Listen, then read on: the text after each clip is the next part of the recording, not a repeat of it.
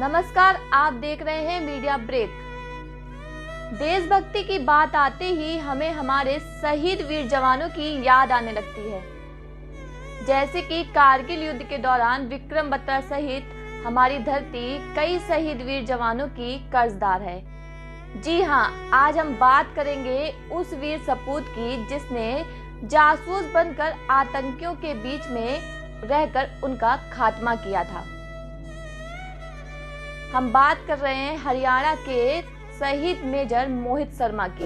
अपनी वीरता और शौर्यता के लिए मशहूर मरणोपरांत अशोक चक्र से सम्मानित मेजर मोहित शर्मा की जीवनी के बारे में जानेंगे।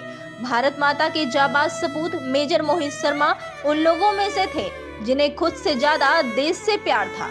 मेजर मोहित शर्मा का जन्म आज ही के दिन यानी 13 जनवरी 1978 को रोहतक हरियाणा में हुआ था।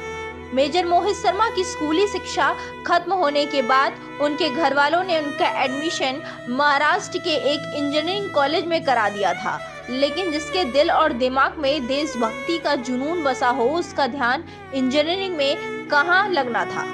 जी हाँ, सही समझे आप। इंजीनियरिंग कॉलेज में रहकर उन्होंने एनडीए की तैयारी कर सभी डिफेंस एग्जाम क्लियर कर 11 दिसंबर 1999 को भारतीय सेना में भर्ती हुए। लेकिन इस जवान का दिल सिर्फ सेना भर्ती से नहीं भरा। इनके दिमाग में अब पैरा कमांडो बनने की चिंगारी आग पकड़ चुकी थी और इस जवान की मेहनत रंग लाई।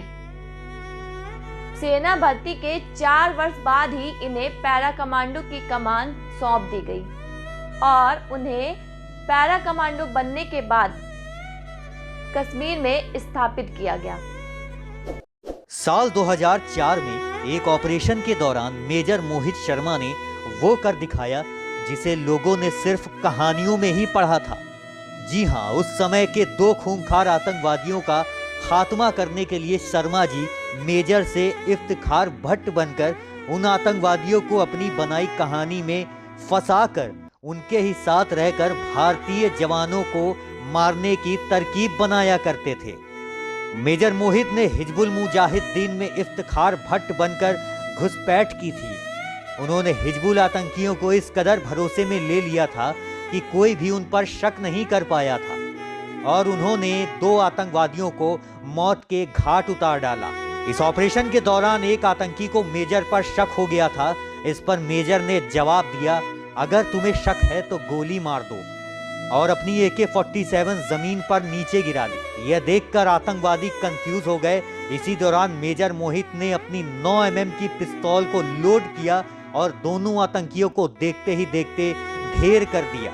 इसके बाद वहां से भागकर पास के ही आर्मी कैंप में सुरक्षित वापस लौट आए। इसी के साथ उनको इसी साल सेना पदक से भी नवाजा गया। बात करेंगे उस पल की जब से मेजर मोहित शर्मा को अपने साथियों के लिए जान निछावर करने के लिए जाना जाने लगा, और साथ ही उन्होंने यह वाकया भी सिद्ध कर दिया कि 100 साल जीने के लिए 100 साल जीवित रहना जरूरी नहीं, बल्कि कोई ऐसा काम कर जाओ कि लोग तुम्हें 100 साल तक याद करें। 2009 में आम चुनाव होने वाले थे।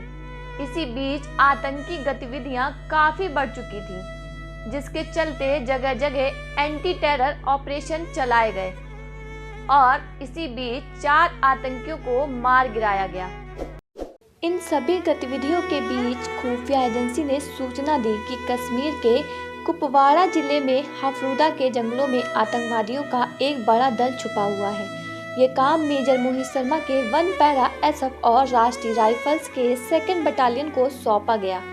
ऑपरेशन के समय मेजर मोहित शर्मा ने होली की छुट्टी के लिए अर्जी दी थी और उसे उनके कमांडिंग ऑफिसर ने मंजूर कर लिया था, लेकिन उसी समय मेजर मोहित शर्मा के एक साथी के चचेरे भाई का निधन हो गया और उनके साथी ने कमांडिंग ऑफिसर से 2 दिन की छुट्टी मांगी, लेकिन ऑफिसर ने यह कहते हुए कि अभी स्टाफ की कमी है और छुट्टी को नामंजूर कर दिया।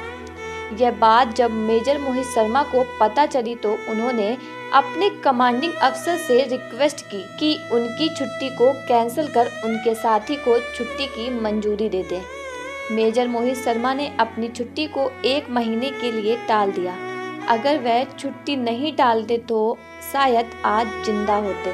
तभी 21 मार्च 2009 को मेजर मोहित शर्मा ब्रावो आक्रमण टीम के साथ हफरुदा के जंगलों में निकल पड़े। इसी ऑपरेशन के दौरान मोहित और उनकी टोली को आतंकवादियों ने घेर लिया। दोनों तरफ से गोलीबारी शुरू हो गई और तभी मोहित शर्मा के एक साथी को गोली लग गई। उसे बचाते हुए मोहित शर्मा ने कमान संभाली और साथी को वहां से निकाला। साथी को बचाने के दौरान ही मेजर मोहित शर्मा भी घायल हो गए थे। उन्हें भी गोलियां लग गई थी। गोली लगने के बावजूद मेजर मोहित शर्मा आतंकवादियों से डटकर मुकाबला करते रहे और अंततः देश के लिए 21 मार्च 2009 को शहीद हो गए। हिंदुस्तान का एक और बेटा अपनी मां की रक्षा करते हुए उसी की गोद पर सर रखकर हमेशा के लिए सो गया। मीडिया ब्रेक इन जैसे शहीद वीर जवानों को सत सत नमन करता है और उन मां को सैल्यूट करता है जो अपनी कोख से इन जैसे वीर जवानों को जन्म देती हैं। जय हिंद, जय भारत।